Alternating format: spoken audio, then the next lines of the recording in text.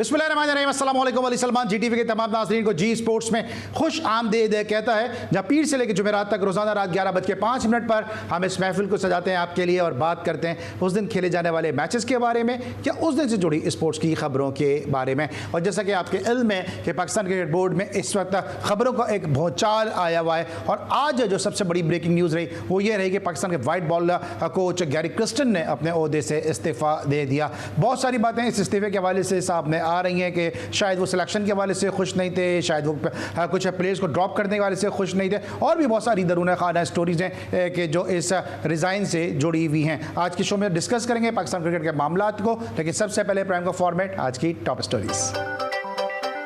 Pakistan cricket board ने white ball head coach Gary Kirsten का इस्तीफा मंजूर कर लिया है। Red ball head coach Jason Gillespie white ball team के अबूरी हेड कोच मुकर्रर। आकिब जावेद को जिम्बाब्वे के लिए हेड कोच की जिम्मेदारी दिए जाने का इम्कान। कोच की राय को सिलेक्शन में शामिल करना जरूरी है। हेड कोच से बोर्ड को वाज़ेह बात करनी चाहिए और हर बात को क्लियर रखना चाहिए। Mickey Arthur.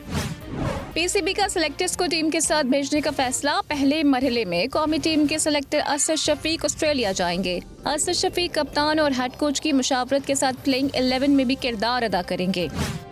Pakistan cricket team के साथ मेंबर्स ऑस्ट्रेलिया रवाना हो गए। ऑस्ट्रेलिया रवाना होने वालों में बाबर आजम, शाहीन शाह, नसीम शाह, हारिस रऊफ और फैसल अकरम शामिल। ऑस्ट्रेलिया ने पाकिस्तान के खिलाफ T20 सीरीज के लिए अपने स्क्वाड का ऐलान कर दिया।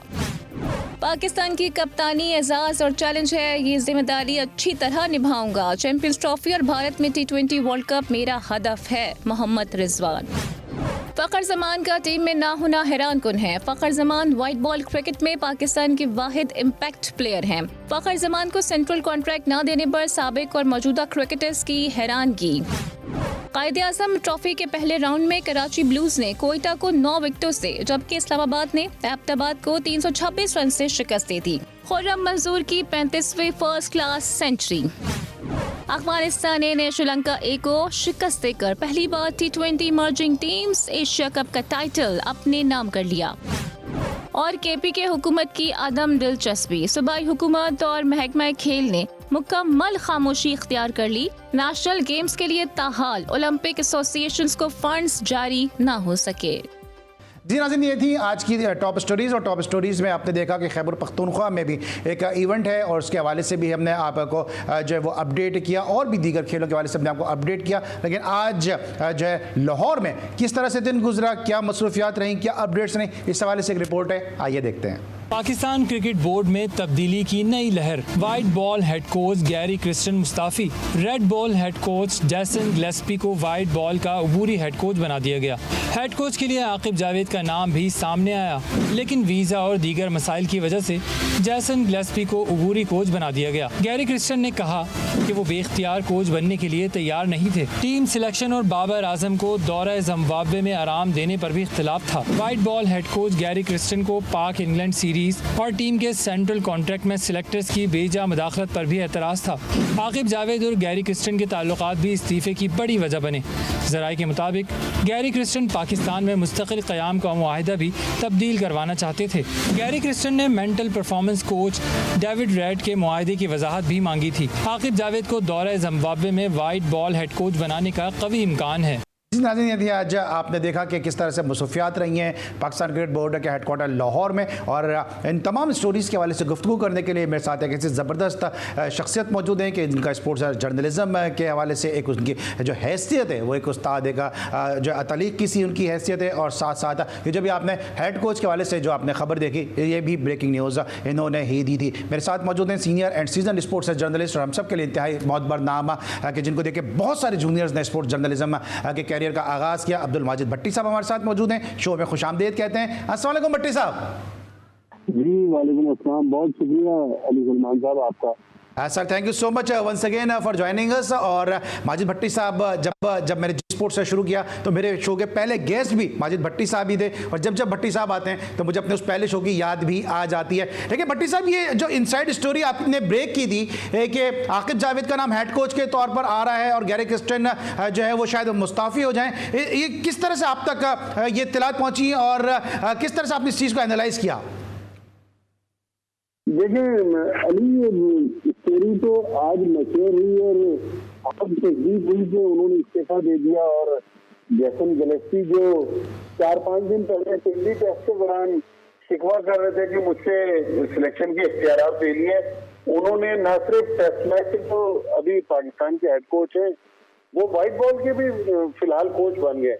लेकिन जो सुनने में आ रहा है कि इख्तिलाफात तकरीबन उस वक्त से थे जब ये कनेक्शन कैंप लाहौर में लगा और पीसीबी ने गैरी कर्स्टन को मजीद फैसलाबाद में रुकने के लिए कहा, लेकिन वो रुके नहीं। अब ये देखें, हम जो बात कर रहे हैं ये पीसीबी के सोर्सेज का हम वर्जन बता रहे हैं, हमें नहीं पता कि दूसरी साइड का वर्जन क्या है, क्योंकि गैरी कर्स्टन इस्तीफे के अलावा अभी तक मुसलसल खामोश हैं और बोल नहीं रहे। लेकिन अगर इसको आप लंबे कैनवस पे देखें तो मेरे ख्याल में पाकिस्तान क्रिकेट के लिए ये अच्छा नहीं है कि फॉरेन कोचेज जो हैं उनको हम लेकर तो आते हैं बड़े धूम धड़के के साथ। लास्ट ईयर की बात है, अगर आप अपनी मेमोरी को रिकॉल करें तो जब इंडिया में वर्ल्ड कप हो रहा था उसके बाद हमने मिकी आर्थर को एज ए डायरेक्टर क्रिकेट और उनके साथ जितना सपोर्ट था, उनमें बैटिंग कोच भी थे, फील्डिंग कोच भी थे, उनमें जो बॉलिंग कोच थे वो भी रिजाइन कर गए। और उससे पहले जब रमीज राजा आए हमने मिर्जा की छुट्टी कर दी, वकार यूनुस को हटा दिया। तो मतलब अगर इतने ज्यादा हम फॉरेन कोचेस के कॉन्ट्रैक्ट बीच में खत्म कर देंगे, क्योंकि अप्रैल में 2 साल के लिए आए थे गैरी कर्स्टन, तो मेरा नहीं ख्याल इन हालात में अब मुस्तकबिल में कोई बड़े फॉरेन कोचेस जो हैं वो पाकिस्तान आएंगे। तो मेरे ख्याल में अगर कोई इख्तिलाफात थे तो पीसीबी को कोशिश करनी चाहिए थी कि बाहमी रजामंदी से ये मामला तय पा जाते, लेकिन मेरे ख्याल में पाकिस्तान क्रिकेट के लिए अच्छा नहीं हुआ, क्योंकि अब से कोई 50-55 घंटे पहले तो हम पाकिस्तान की दिल्ली टेस्ट की जीत और टेस्ट सीरीज की जीत को सेलिब्रेट कर रहे थे, और अभी वो जीत बीच में रह गई और पाकिस्तान क्रिकेट जो है वो व्हाइट बॉल के कोच से महरूम हो गई। 7 खिलाड़ी आज ऑस्ट्रेलिया रवाना हुए, लेकिन अभी उनका तैयारा तो लाहौर से उड़ा ही नहीं था। इससे पहले ये खबर आ गई क्योंकि गैरी कर्स्टन रिजाइन कर गए और पीसीबी ने कोशिश की कि आकिब जावेद को ऑफर करें। शायद आकिब जावेद नीम रजामंद थे, लेकिन उनके वीजे का इश्यू था। और जो जैसन गिलेस्पी हैं वो अभी गए नहीं थे ऑस्ट्रेलिया, उसी फ्लाइट से गए जिससे शाहीन शाह अफरीदी, बाबर आजम, हारिस रऊफ और दीगर 7 खिलाड़ी गए। तो लिहाजा पीसीबी ने उनको पेशकश की और उन्होंने पेशकश कबूल कर ली। लेकिन मेरा ख्याल में पाकिस्तान। अच्छा भट्टी साहब, थोड़ी सी आपकी आवाज़ में डिस्टॉर्शन हो रही है, इस वक्त मैं थोड़ा सा ब्रेक लेता हूँ और ब्रेक के जब वापस आते हैं तो गुफ्तगू के सिलसिले का आगाज़ करते हैं। मिलते हैं एक छोटे से ब्रेक के बाद।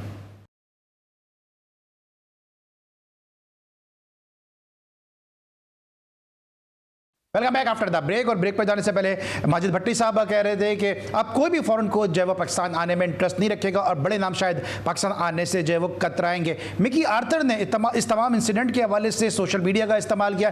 एक्स पे उन्होंने क्या मैसेज लिखा है वो आपके सामने स्क्रीन पे। You can't have input from the coach in terms of selection, he looks the players in the eyes every day and for his role to be taken seriously needs to communicate clearly on role with the players and give feedback. ये Mickey Arthur का कहना है इस हवाले से। और Kevin Pietersen ने भी इसमें अपना इनपुट दिया। उन्होंने कहा how can Pakistan cricket lose Gary Kirsten with his resume in coaching, और साथ साथ उन्होंने कहा कि 1 step forward the last few week and 2 step back today, stop doing it to yourself, too much talent to keep doing this kind of stuff. Alright, ये Kevin Pietersen का कहना है। तो जो माजिद भट्टी साहब गुफ्तगू कर रहे हैं वो जो उनका एसेंस से गुफ्तगू का वो यही है कि अब हम पे जो है लोग एतबार नहीं करेंगे, क्योंकि हमारे ये कहते हैं कॉमेडी ऑफ एरर्स है कि जो मुसलसल चल रहा है। जेफ लॉसन के साथ भी यही किया, रिचर्ड पाइबस के साथ भी यही किया, और मिकी आर्थर के साथ भी किया, यही वॉटमोर के साथ भी हमने यही किया। तो भट्टी साहब, अब क्या लगता है आपको, जिस तरह भी आपने खुद भी कहा कि फॉरेन कोचेस का हम पे एतमाद नहीं होगा और हम जो हैं वो अपने लोकल कोचेस पे एतमाद खुद से नहीं करते हैं? देखिए, हमें मेरे ख्याल में अब एक पॉलिसी बना के अनाउंस कर देनी चाहिए कि अब पाकिस्तान टीम का अगला कोच, जितना इंडिया ने कहा 2015 में कि अब हम फॉरेन कोचेस को नहीं लेंगे। तो हमारा जो मसला है वो बार बार हर चेयरमैन अपनी पॉलिसी लेकर आता है, अपने लोग लाने की कोशिश करता है। मेरे ख्याल में अब पीसीबी को अनाउंस कर देना चाहिए कि फॉरेन कोचेस नहीं होंगे, अब हम पाकिस्तानी कोचेस को रखेंगे। ठीक है, लेकिन अब जिस तरह मेरे साथ नजम शेट्टी साहब भी थे, मेरे साथ और भी जो फॉर्मर चेयरमैन गुजरे हैं, उन सब में मोस्टली यही कहना था कि जो लोकल कोचेज हैं वो पॉलिटिक्स में इन्वॉल्व हो जाते हैं, उनकी पसंद नापसंद जो है, जाती पसंद वो टीम को जो है वो इफेक्ट करती है। देखिए अली, ये तो फॉरेनर्स के बारे में भी कहा जा रहा है कि ट्रेनर और फिजियो के बारे में भी कहा जा रहा है कि वो भी जिसको चाहते हैं फिट करार दे देते हैं, जिसको चाहते हैं अनफिट करार दे देते हैं। ये तो देखें हमारे एक कल्चर में अब ये चीज आ गई है। अब ये मसला नहीं है कि फॉरेन कोचेज भी सियासत में इन्वॉल्व है, हम सियासत में इन्वॉल्व होने क्यों देते हैं? हमें अपने हाउस इन ऑर्डर रखें, हम अच्छी मैनेजमेंट लेकर आए ताकि ये चीज खत्म हो जाए। तो हम खुद ही मौका देते हैं लोगों को सियासत करने का, लिहाजा हम अपने घर को खुद ठीक करें बजाय कि दूसरों को इल्जाम दे कि वो सियासत कर दे पाकिस्तान में आके। ठीक है, भट्टी साहब के साथ गुफ्तगू जारी है और जिस तरह मैंने कहा कि फॉर्मर चेयरमैन का लोकल कोचेस के हवाले से क्या कहना है, नजम शेट्टी साहब वो मौजूद थे। नजम शेट्टी साहब ने क्या कहा था, आइए जरा वो सुनते हैं। आपको मेरा मौक़िफ़ तो पता ही है, मैं तो फॉरेन कोचेस में बिलीव करता हूँ, इसलिए क्योंकि मैं समझता हूँ पाकिस्तानी सुपरस्टार्स जो हैं वो अच्छे कोचेस नहीं बनते, और प्रोफेशनल ये प्रोफेशन है एक, और दुनिया में कहीं भी टॉप आइकॉनिक स्टार्स जो हैं वो कोचेस नहीं बनते। इसलिए देखना ये है कि रमीज राजा साहब की नजम शेट्टी साहब का आपने सुना कि उनका भी कहना था कि फॉरेन कोचेस जो है वो शायद ज़्यादा जो है वो टेक्निकली साउंड होते हैं, और शायद जो है नजम शेट्टी साहब का ये भी कहना था कि जो लोकल कोचेस हैं उन पर उनको इतना एतबार नहीं है, पसंद नापसंद होती है। आपको लगता है कहीं ना कहीं बाबर आजम की भी एक वजह है कि जो गैरी क्रिस्टन को नाराज़गी का उनकी बाइस बन गई, क्योंकि वो शायद बाबर आजम को दौरे जिम्बाब्वे से जो दस्तबरदार होते देखना नहीं चाहते थे? जी हाँ, देखें जो गैरी क्रिस्टन का एक नुक्ता नजर था वो ये था कि बाबर आजम को जिम्बाब्वे की सीरीज भी खिलाएं ताकि वो अंग्रेजी टीम के खिलाफ खेले, फॉर्म में आए, और उसके बाद वो फिर एक अच्छी फॉर्म के साथ साउथ अफ्रीका की जो टेस्ट सीरीज है उसमें पार्टिसिपेट करें। लेकिन मसला वही है कि पाकिस्तान क्रिकेट बोर्ड एक अलग जाविये से सोच रहा है। बल्कि मैंने तो अली सलमान यहाँ तक सुना है कि जब एहसान मानी पाकिस्तान क्रिकेट बोर्ड के चेयरमैन थे और वसीम खान पाकिस्तान क्रिकेट बोर्ड के सीईओ थे, उस वक्त एक तजवीज आई थी कि मोहम्मद रिजवान को पाकिस्तान टीम का कप्तान बना दें।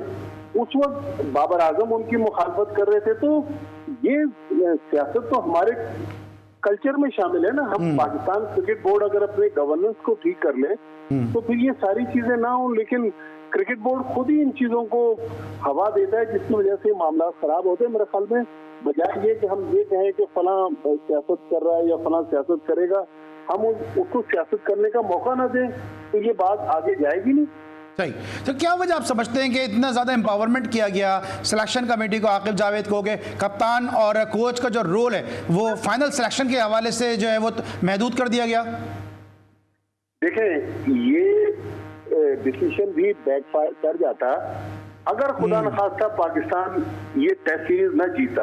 अब चूंकि पाकिस्तान टेस्ट सीरीज जीत गया, आकिब जावेद का फार्मूला कामयाब हो गया, तो हर आदमी वाह वाह कर रहे हैं। लेकिन जो बेसिक उसके पीछे रीजन थी, जो हम और आप बहुत सारे प्रोग्रामों में भी इसका जिक्र करते रहे और भी बहुत सारे लोग कहते रहे कि कप्तान जो है पाकिस्तान के या हेड कोच हैं, ये इनकी मिली भगत के साथ सारा मामला गड़बड़ होता है ना। तो कप्तान और हेड कोच को हम लामहदूद इख्तियारात दे रहे थे पिछले दिनों में, और वो दोस्तियां यारियां निभा रहे थे। पाकिस्तान की क्रिकेट चंद लोगों के गिर्द घूम रही थी, और उसका अंजाम फिर क्या हुआ? उसका अंजाम ये हुआ कि हमें फिर बहुत सारी तब्दीलियां करनी पड़ी, उनसे इख्तियारात लेने पड़े। जब इख्तियारात लिए तो उसके बाद आप देखें नताइज पाकिस्तान के फेवर में आ गए। आज रमीज राजा साहब पिचिस की बात कर रहे हैं। रमीज राजा माशाल्लाह खुद टेस्ट क्रिकेटर रहे हैं, लेकिन उन्होंने तो कभी जीत का ये फार्मूला तो नहीं लेकर आए ना जो आसिफ जावेद लेकर आए और पाकिस्तान टीम जीतने लग गई। लिहाजा देखिए, जो भी जैसे भी पाकिस्तान जीता, क्रेडिट तो आसिफ जावेद को जाता है। उन्होंने अब नुमान अली और साजिद खान, आप देखें, एक साल से दोनों इग्नोर हो रहे थे, और जो सबसे अफसोसनाक बात, अब उसमें आसिफ जावेद भी शरीक है। कल जो सेंट्रल कॉन्ट्रैक्ट अनाउंस किया, उसमें नुमान अली के सामने लिखा सब्जेक्ट टू फिटनेस। अरे भाई, इतनी बड़ी सीरीज उसने आपको जितवा दी है, तो आपको तो वैसे ही उसको ऑनर करना चाहिए कि चलें, अगर वो फिट नहीं है तो आप उसको फिट करने की कोशिश करें। अगर वो अनफिट थे तो आपने साथ दे पाकिस्तान अंडर 19 के जो कप्तान थे उसको तो फिटनेस टेस्ट में नाकामी के बाद चैंपियंस कप नहीं खेलने दिया। तो आपने नुमान अली अगर फिट नहीं थे तो वो चैंपियंस कप कैसे खेले? तो मतलब ये दोहरा मयार है ना, तो हमें देखना तो पड़ेगा कि हो क्या रहा है पसे पर्दा।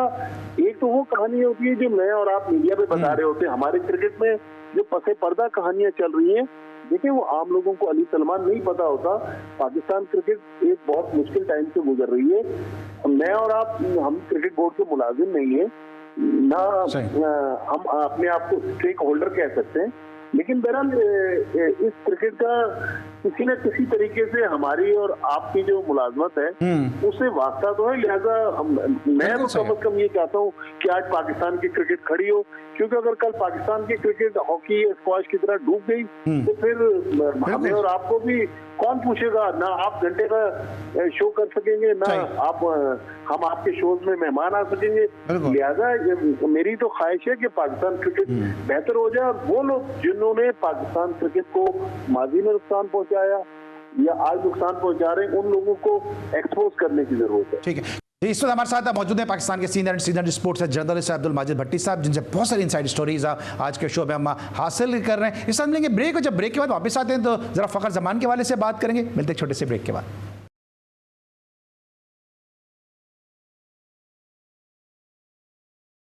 Welcome back after the break. और ब्रेक पर जाने से पहले गुफ्तगू फ़खर जमान के मौजू तक आ पहुंची थी, लेकिन फ़खर जमान के एक्सक्लूजन के हवाले से पाकिस्तान के फॉर्मर क्रिकेटर्स ने भी जो है वो सोशल मीडिया पे अपने ख्यालात का इजहार किया। राशिद लतीफ़ और मोहम्मद आमिर ने सोशल मीडिया पे क्या कहा, आइए आपको वो दिखाते हैं कि राशिद लतीफ़ साहब ने शायराना अंदाज में जो एक्सक्लूजन के हवाले से अपने ख्यालात का इजहार किया। मता है लौ कलम छिन गई तो क्या गम है कि खून दिल में डूबी हैं उंगलियाँ मैंने, और इसके बाद आगे लिखते हैं ज़बा पे मोहर लगी है तो क्या के रख दी है, और एक हल्के जंजीर में ज़बा मैंने। ये राशिद लतीफ़ साहब का कहना है, और चूँकि राशिद लतीफ़ साहब की उर्दू बड़ी ज़बरदस्त है तो काफ़ी गाढ़ी उर्दू में उन्होंने ये जो है वो अपना ख्यालात का इज़हार किया है। मोहम्मद आमिर कहते हैं, I am surprised that Fakhar Zaman is not in the team, he is the only impact player we have in white ball cricket. तो माजिद भट्टी साहब, आपने देख लिया और पढ़ भी लिया और सुन भी लिया कि जो राशिद लतीफ़ साहब ने और मोहम्मद आमिर ने फ़खर जमान के एक्सक्लूजन के हवाले से क्या कहा है। आप क्या समझते हैं कि जिस अंदाज से इस केस को हैंडल किया गया, क्या ये मुनासिब अंदाज था? क्या कोई क्लियर कोई मैसेज देने की कोशिश की गई है, या सर्जरी का आगाज यहीं से हुआ है? देखिए, सबसे पहले तो मैं शादाब खान की बात करता हूँ कि शादाब खान को बिल्कुल ठीक है, आपने शादाब खान को शामिल नहीं किया पाकिस्तान टीम में, लेकिन आपने शादाब खान को फिर सेंट्रल कॉन्ट्रैक्ट कैसे दे दिया? आप देखें ना, सेंट्रल कॉन्ट्रैक्ट तो यकुम जुलाई 2023 से लेके 30 जून 2024 तक की जो कारकर्दगी है उसके मुताबिक तो बाबर आजम ये कैटेगरी डिजर्व नहीं करते, उनको डिमोट होना चाहिए। और जहाँ तक इनका ताल्लुक है शादाब खान का, मेरे ख्याल में शादाब खान को अगर आप सेंट्रल कॉन्ट्रैक्ट दे रहे हैं तो वहाँ आपने शादाब खान को इग्नोर कर दिया पाकिस्तान टीम में। तो ये मतलब अलग अलग पॉलिसीज चली ना। आप देखें ना, राउंड शकील अभी पाकिस्तान को उन्होंने पिंडी टेस्ट जितवाया अपनी सेंचुरी की वजह से, उनको हमने वनडे स्क्वाड से निकाल दिया। साइम अय्यूब का जो फेवरेट फॉर्मेट है वो T20 है। साइम अय्यूब आज हमें पाकिस्तान की ऑस्ट्रेलिया के खिलाफ T20 टीम में नजर नहीं आ रहे। तो देखिए, अभी भी बहुत सारे मामलात हैं जो हमें गड़बड़ लग रहे हैं, ये मामला ठीक होने की जरूरत है। अली सलमान, पाकिस्तान क्रिकेट के लिए ये इस किस्म की गुफ्तगू करना या इस किस्म की चीजें डिस्कस करना ये मीडिया के लिए तो बहुत अच्छी लगती है, लेकिन ये है नेगेटिव चीजें, इससे पाकिस्तान क्रिकेट को नुकसान पहुंच रहा है। ठीक है। अच्छा, फखर जमान का इशू क्या नजर आ रहा है आपको कि फखर जमान बहुत ज्यादा वोकल नहीं हुए? आपको याद होगा अभी जब कनेक्शन कैंप लगा था तो उसमें भी जो है फखर जमान के हवाले से बहुत ज्यादा गुफ्तगू हुई कि उन्होंने खुल के बात की, सेंट्रल कॉन्ट्रैक्ट नहीं, जो एनओसीज के हवाले से उन्होंने खुल के बात की, फिर अभी उन्होंने ट्वीट भी कर दिया। इसके अलावा भी काफी वोकल रहते हैं और उनका नाम एक कप्तानी की दौड़ में शामिल था। उनके ट्वीट की वजह से, उनकी अंदाज की वजह से जो है वो कप्तानी से भी बाहर हो गए, टीम से भी बाहर हो गए।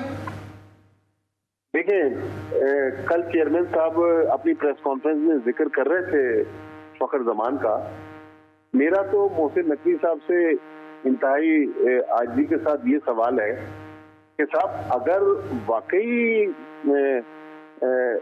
फखर जमान ने वायलेशन की थी तो आप सेंट्रल कॉन्ट्रैक्ट की जो भी क्लॉजेस थी उसके मुताबिक उनको फाइन करते, उनके पाबंदी लगाते। लेकिन प्रेस कॉन्फ्रेंस में चेयरमैन का प्लेयर के बारे में इस तरह कहना, तो मेरे ख्याल में प्लेयर जो है वो मेंटली बहुत गिर जाएगा। लेकिन अली सलमान जो इसका इंटरेस्टिंग पहलू है वो शायद आपके लिए भी खबर हो कि जो मैंने सुना है, मुझे क्रिकेट बोर्ड के लोगों ने बताया कि वो ट्वीट जो था वो उनके फैमिली के कोई साहब थे जो उनका सोशल मीडिया अकाउंट चलाते हैं, उन्होंने वो ट्वीट कर दिया। फखर जमान को पता नहीं था, लेकिन फखर जमान ने बाद में इसका शायद क्रिकेट बोर्ड के सामने एतराफ किया है कि जी मैंने ये ट्वीट नहीं किया था। लेकिन आप अगर अपने सोशल मीडिया किसी को दे रहे हैं तो एटलीस्ट देख तो लें कि भाई वो क्या चीज आपकी तरफ से ट्वीट कर रहा है। तो मेरे ख्याल में ये अच्छी चीजें नहीं है, जिस तरह कि किसी का अकाउंट कोई मैनेज कर रहा है, किसी का कोई मैनेज कर रहा है। लेकिन फखर जमान पाकिस्तान के एक मैच विनिंग प्लेयर हैं, बजाय ये कि हम उनको डिसरिस्पेक्ट दें। मेरे ख्याल में माफी तलाफी करके जहां हमने बड़े बड़े लोगों को माफ कर दिया, फखर जमान भी पाकिस्तान के हीरो हैं, उनको भी समझा बुझा के क्रिकेट की तरफ वापस जाए, क्योंकि इस पर पाकिस्तान की क्रिकेट बहुत नीचे जा रही है। और इसी तरह अगर हमारी क्रिकेट का हाल रहा तो खुदा न खास्ता फिर ऐसा ना हो कि हमारी क्रिकेट जिस तरह हम थोड़ी देर पहले कह रहे थे हॉकी और स्क्वाश की तरह बिल्कुल ही तबाही को लाने में चली जाए। ठीक है, लेकिन फिर सवाल यहाँ पे पैदा होता है भट्टी साहब के फिर हर एक के लिए अलग उसूल क्यों हैं? क्योंकि मोहम्मद वसीम ने भी तो बाबर पे तनकीद की थी, तो मोहम्मद वसीम को तो उसके बाद उसका इनाम दिया गया, उनको विमेंस के साथ हेड कोच लगा दिया गया। फखर जमान का जो है वो सिलेक्शन ही और जो कप्तानी के जो चांसेस थे उनको ही खत्म कर दिया गया। देखिए, ये तो बिल्कुल मैं आपसे 100% एग्री करता हूँ कि उसूल तो सबके साथ एक जैसे होने चाहिए। नजम सेठी साहब जो बात कर रहे थे कि हमारे लोग सियासत करते हैं, जो फॉरेनर है वो सियासत नहीं करते। पाकिस्तान की क्रिकेट में तो जो फॉरेन कोचेज आए हैं वो उनकी गुफ्तगू और उनकी बातचीत भी सियासत से भरी हुई है। लिहाजा हम अपनी क्रिकेट में इस तरह का काम क्यों करते हैं कि दूसरों को मौका देते हैं कि वो हमारी क्रिकेट के बारे में इस तरह की बात करें। तो बिल्कुल आप सही कह रहे हैं, जब माजी में हमने बहुत सारे लोगों को फिटनेस टेस्ट में माफी दी, हमने बहुत सारे लोगों को बहुत सारी जगहों पर लिबर्टी दी, तो मेरे ख्याल में फखर जमान को भी समझा बुझाकर वार्निंग दे के छोड़ देना चाहिए था।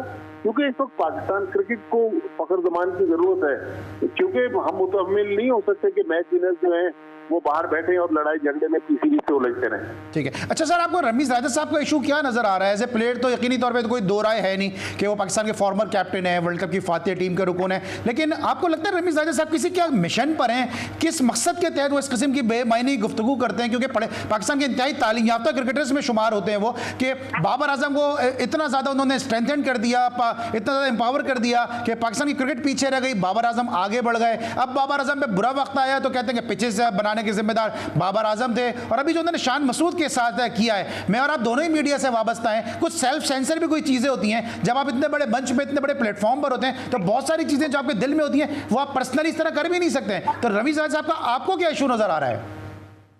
मेरा ख्याल रमीज राजा, आपको पता है ना कि एक पाकिस्तान के बड़े कप्तान के साथ उनके काफी करीबी मरासिम है, वो शायद अपने आप को वही समझने की कोशिश कर रहे हैं। लेकिन बहरहाल हर बंदा जो दूसरे की नकल तो जरूर उतार सकता है, लेकिन वो बन नहीं सकता।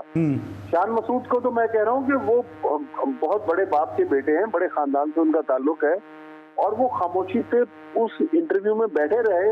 अदरवाइज वो कप्तान जो थोड़ी देर पहले आपको 3.25 साल बाद टेस्ट सीरीज जितवाकर ट्रॉफी पकड़ रहा था, उसको पाकिस्तान क्रिकेट बोर्ड की प्रोडक्शन में अगर इतना ह्यूमिलेट किया जाए तो मेरे ख्याल में बोलने वाले को भी शर्म आनी चाहिए कि शान मसूद जो भी है पाकिस्तान के हीरो हैं, तो हीरो की इस तरह अगर हम तस्दीक करेंगे तो फिर पाकिस्तान क्रिकेट कहाँ जाएगी। मेरे ख्याल में रमीज राजा को अपनी अदाओं पर खुद ही गौर करना चाहिए।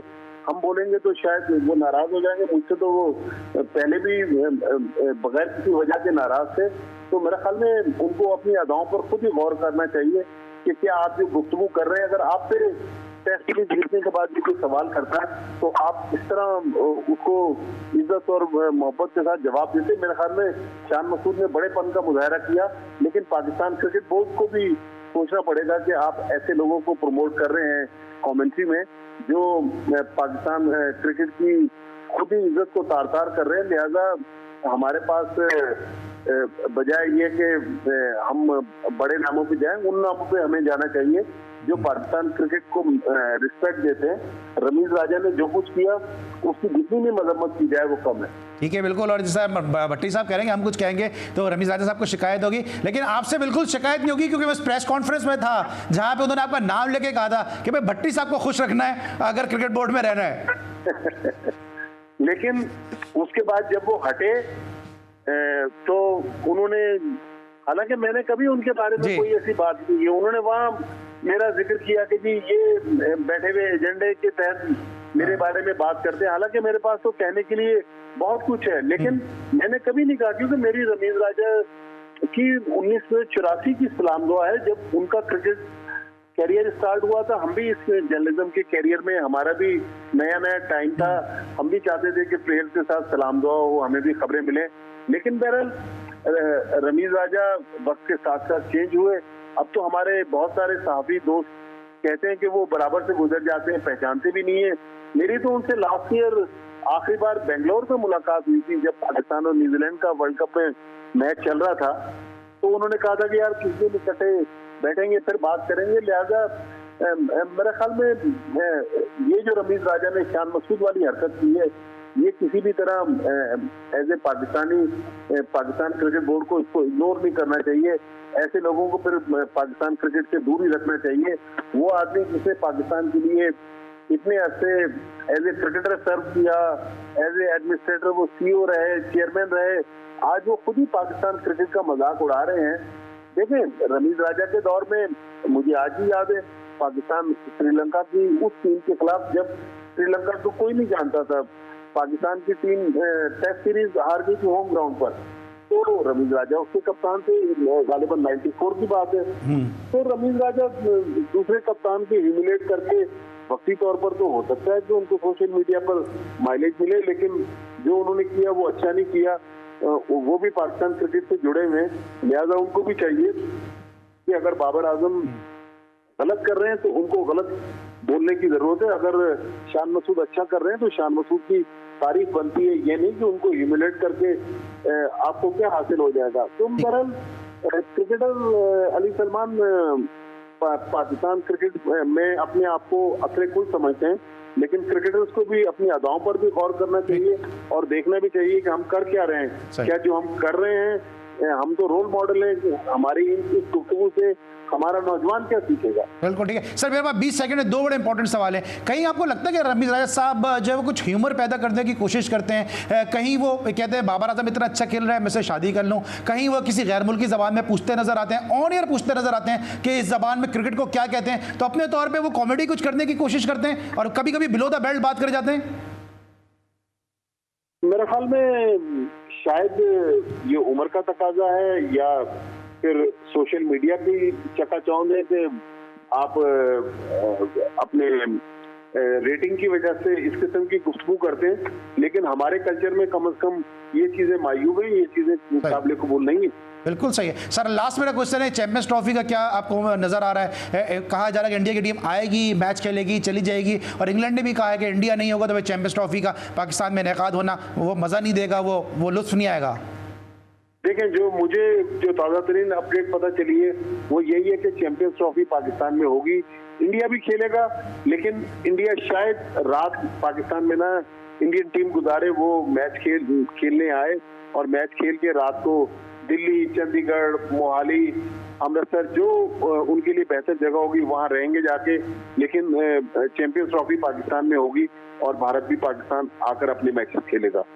Thank you so much. Senior and season sports journalist Abdul Majid Bhatti sahab हमारे साथ मौजूद थे, जिनसे पाकिस्तान क्रिकेट के मामला के हवाले से खुल की गुफ्तगू हुई और बहुत सारी इनसाइड स्टोरीज माजिद भट्टी साहब ने अपनी इस गुफ्तगू में हमारे नाज़रीन को फराहम की हैं। लेकिन आपके इल्म है कि हम क्रिकेट के अलावा दीगर खेलों को भी जी स्पोर्ट्स का हिस्सा बनाते हैं, और इसी हवाले से गुफ्तगू करने के लिए इस वक्त पेशावर से हमारे ब्यूरो चीफ मौजूद हैं इमरान यूसुफजई के, जो स्पोर्ट्स के हवाले से बड़ी गहरी निगाह भी रखते हैं स्पोर्ट्स से जुड़ी हर खबर पर। उनसे जानते हैं कि इस वक्त पेशावर में मामला क्या चल रहे हैं नेशनल गेम्स के हवाले से, और जो सूबाई हुकूमत है वो इस हवाले से जो है वो खिलाड़ियों की तरक्की के लिए और इन गेम्स में पार्टिसिपेट करने के लिए क्या इक़दाम कर रही है। शो में खुशामदीद कहते हैं इमरान यूसुफजई आपको, और ये बताइएगा कि क्या तफसीलात हैं। जी बिल्कुल अली भाई, नेशनल गेम्स में 3 माह से भी कम का वक्त रह गया और आप ही के शहर कराची में जनवरी के आखिरी हफ्ते में ये होने जा रही हैं, और खैबर पख्तूनख्वा हुकूमत की अदम दिलचस्पी के बायस सूबे की नेशनल गेम्स में शिरकत जो है वो मशकूक दिखाई दे रही है।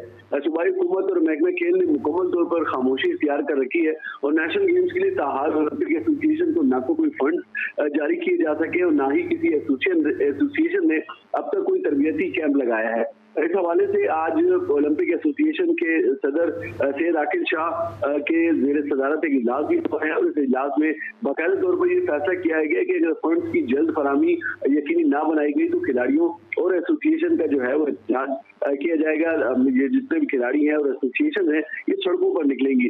सैयद आकिल शाह का ये कहना था कि मेगा इवेंट के लिए फंड्स अब तक जारी नहीं किए जा सके, और नेशनल गेम्स के हवाले से सूबाई हुकूमत को खत भी लिखा है, तमाम तर जो अखराजात हैं उसकी तफसील भी फराहम कर दी है, लेकिन अब तक खत का कोई जवाब नहीं मिला।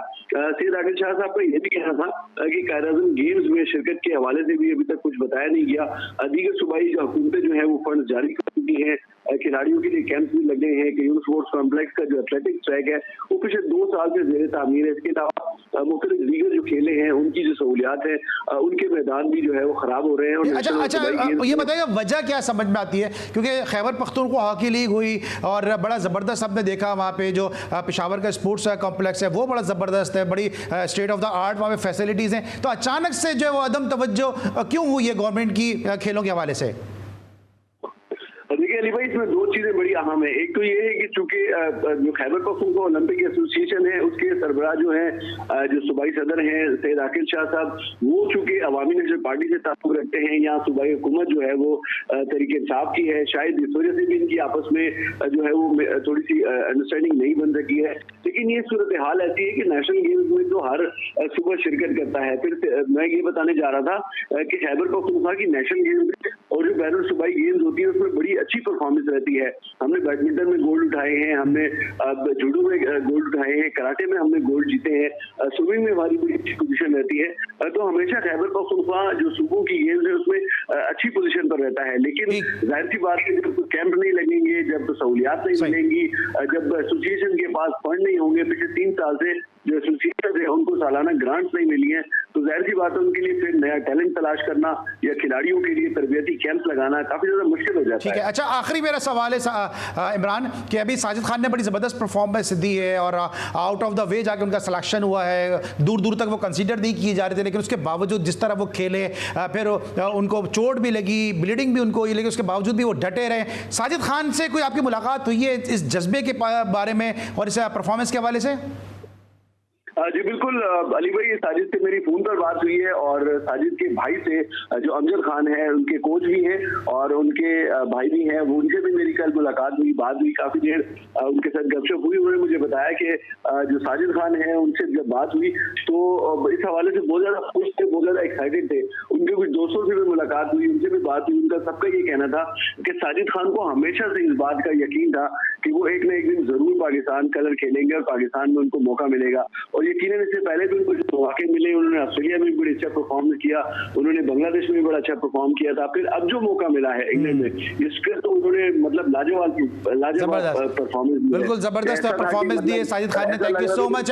इमरान यूसुफजई साहब हमारे साथ मौजूद थे आज के शो में। अब्दुल माजिद भट्टी साहब प्रोग्राम के इब्तिदाई हिस्से में हमारे साथ मौजूद थे। हमने कोशिश की है क्रिकेट और इसके अलावा दीगर खेलों के हवाले से भी प्रोग्राम में गुफ्तगू करें, जो हमेशा से जो है वो जी स्पोर्ट्स का खासा रहा है। आज के लिए बस इतना ही। अली सलमान को पूरी प्रोडक्शन टीम के साथ इजाज़त दीजिए। अपना बहुत ख्याल रखिए। अल्लाह हाफ़िज़।